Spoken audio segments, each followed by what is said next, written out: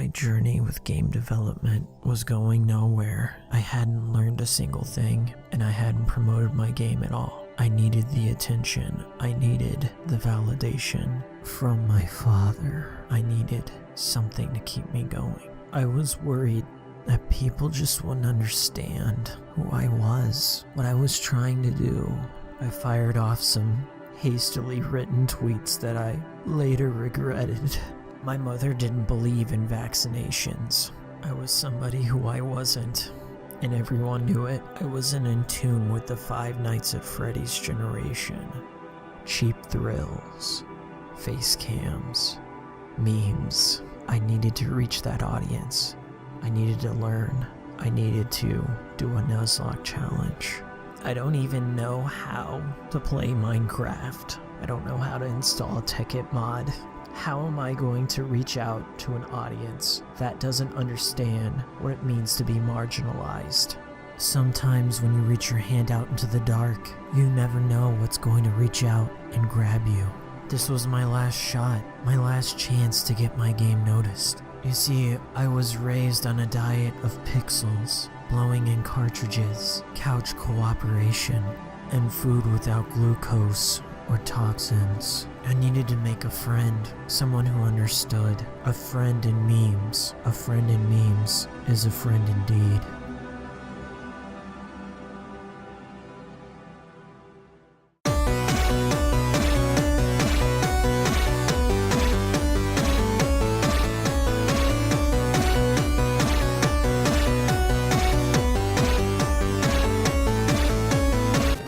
With the pros? MLG's pro. Yeah, MLG is pro. MLG, yeah, MLG's pro. MLG's pro, right? Hey friend, would you like to street pass? Yeah. How do you street pass on this?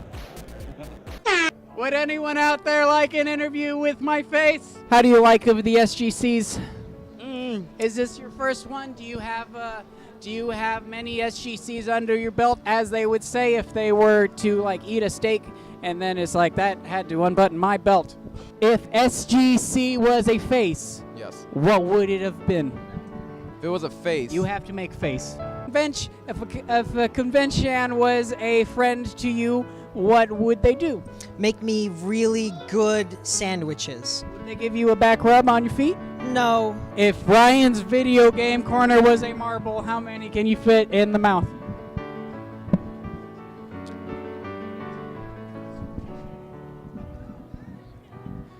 The world may never know. How is your SGC?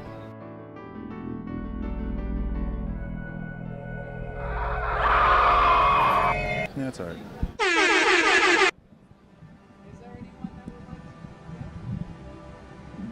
Would you like here? Greetings. Do you want this seat? We can share. I'll take this one. Okay. Just fine. Thank you. Hi, my name is Ryan. How are you? What's your name? Ryan. You. My assigned name is Sean Jacob Warner. Yeah. The people call me the Vox Shay Populi. J. Vox Populi. So not Shay J. Voice of the people. What about like Vopo? You're gonna call the Popo on me? Oh no, The Vopo. The Vopo. Vopo. Yeah, it might stick. Because the kids with the hips and they have like the soaps on their feet, and then they grind on the rails. That's what they all call them, yeah? It's very dirty, and I don't approve of that. I'm an indie game developer, or So I guess you could just say, do you know a Phil Fish? do I know him? Have you messed with the Fez? You know, the way that people treat Phil Fish is just disgusting. You know, it makes me want to start a Twitter page, quit a Twitter page, and then start it again. That's like if you were a Phil Fish and he's like, hey man, I just wanted to make a game so for you to play it because I like to do that, and then people are like, no, it's a good, but I don't want, you're a bad guy. And he's like, is it 'cause that I have fish to fill? I think it's because people want to propagate the standard that hipsters don't know what they're talking about just because you grow your hair out, or you wear thick rimmed glasses, or you make a game that revolutionizes the 3D landscape. People are jealous. Yeah, like the Mario Brothers. I've Get never heard out of it. there, Mario Brothers. Never heard of it. I don't really play games, but I am a developer. Do you develop? Like, what have you developed for a time? Well, I've got a new medium coming out, okay? It's not exactly a game as much as it's an experience. It's called The Colors You Don't See. What do you do? In the game, it may seem like to the untrained eye that you're a black pixel in an all-white background, but stick with me here. It's a metaphor. What do you think it's a metaphor for? To buy on Steam Greenlight. No. See, that black pixel is the African American woman, okay? In the all-white landscape, being America, being the world itself. Follow me here. The colors that you don't see. She just guides along the background in life, and then, all of a sudden, she runs into a yellow pixel, and then a brown pixel, and then a red one. And then all of a sudden, the game has color. And you know what's absent this time around? The white backdrop.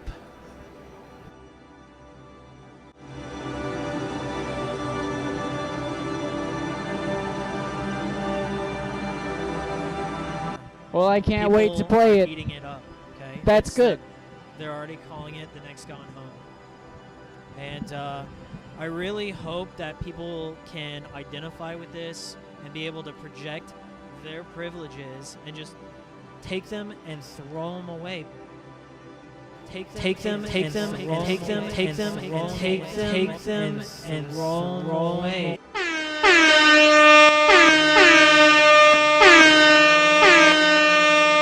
Take them and roll them away. Now, some people may say it looks a lot like Adventure on Atari, but honestly, that's like over 30 years old, okay? Things get rebooted all the time, so don't judge my development.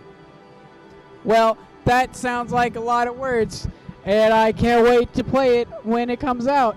But thank you for being at SGC to have to play it on the floor. Can I do a promo for it? Okay, the game is called The Colors You Don't See. It's going to be on Steam Greenlight, okay? We're doing early access for it. Early access may look like a Windows, Microsoft Paint, blank sheet, but let me tell you something. $50 gets you in, and then whenever we patch it later on, a few years from now, you'll be able to enjoy the full game. The Colors You Don't See.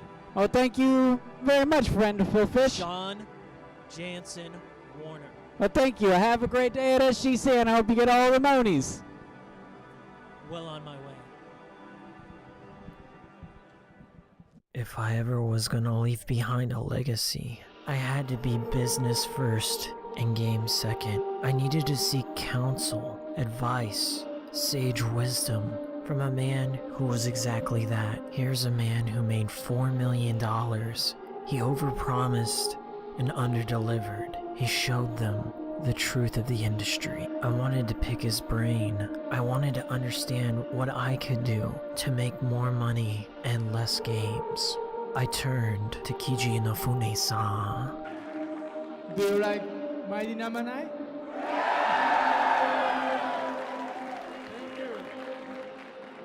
Unfortunately, there was already an array of really good question askers before me in line. Okay, what really motivate you into video games? I mean, into creating games. To playing games, creating games. What brought you to be to a career of so many video games? Hello, I was wondering if I could have your opinion on Kamiya from Platinum Games. What about him? Oh, like Inafune's opinion on him, because he doesn't seem to have a very strong opinion on Inafune as a game creator, and since they both come from Capcom and they're both seen as great developers. I wanted to.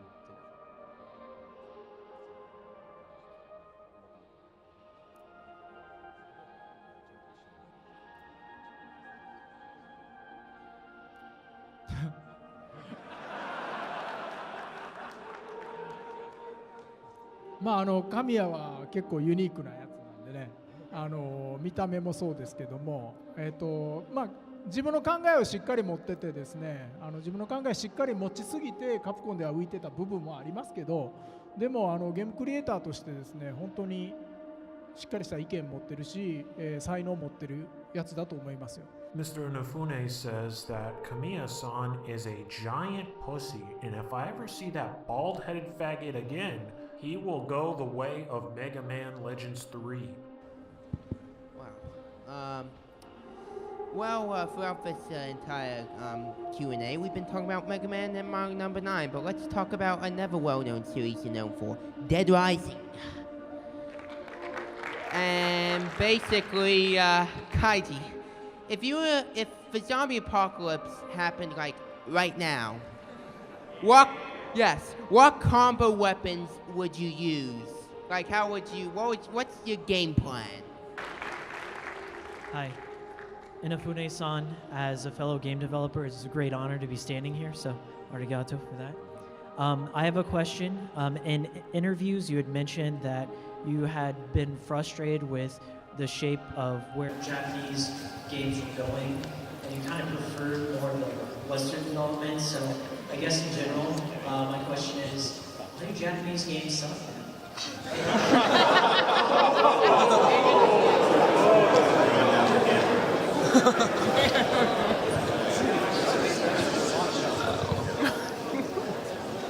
Okay.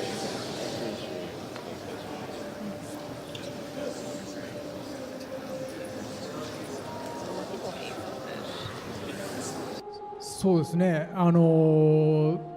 何年か前にですね、ゲーム業界、日本のゲーム業界はダメだっていうことを言った時にですね、特に日本の人たちからすごい叩かれたんですけど今彼の発言聞いてると、それを認めてるってことですよね。だからすごく同意見で嬉しい。Well, first of all, I mean, as you guys know, a few years ago, he came out and said negative things about the direction of the Japanese game industry. So I guess he wanted to start off by saying it's nice to feel validated in hearing someone else in the audience say the same thing.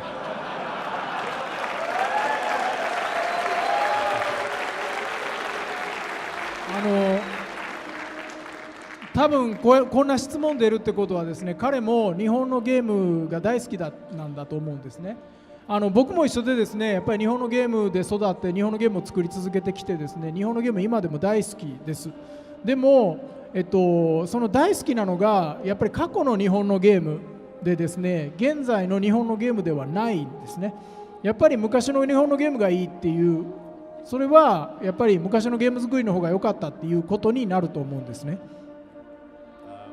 First of all, a question like that is clearly the question that you get from someone who loves Japanese games.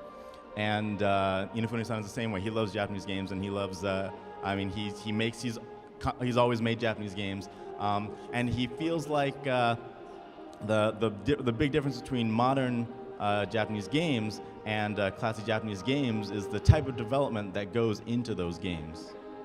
ちょっとあと日本っていうのはですね、割と